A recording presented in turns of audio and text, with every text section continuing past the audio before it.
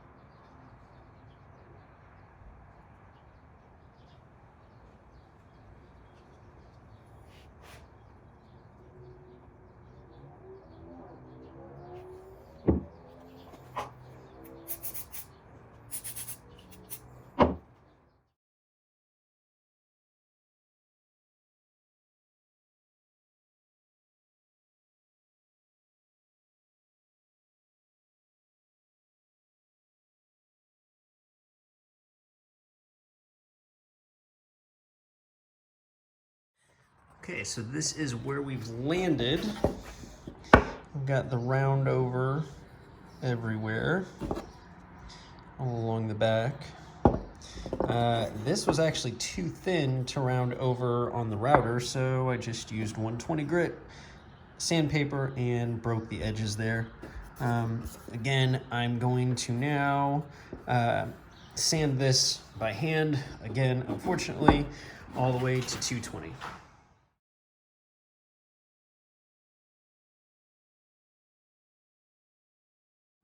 All right, so we've got our pole glued on. We have everything sanded to 220, including the pole. You'll notice, again, there is some slop with these. My cuts aren't great. You could probably, with a thinner curved blade, make better cuts, and this would fit a little bit better. What I'm actually gonna do, instead of using the walrus oil, I'm going to use wipe-on poly, and the reason I'm gonna do that is because I can put layers of wipe-on poly in here and slowly build this up so that it kind of fills in that gap, and that drawer, instead of resting all the way on the bottom, might rest slightly a few millimeters above and fit a little bit better in there. So I'm gonna go ahead and do that real quick and show you how I do that.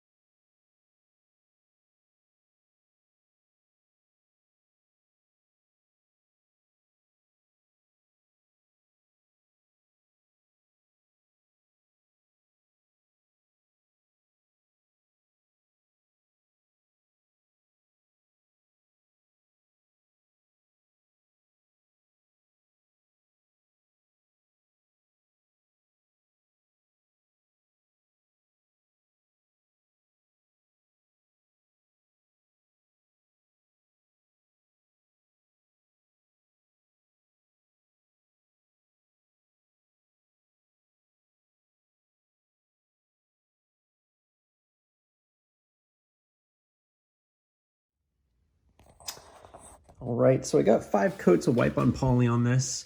I could put on more. Honestly, I didn't spend a ton of time sanding this in certain parts because this was just a how-to video and I don't have the right type of sander to get in those round spots.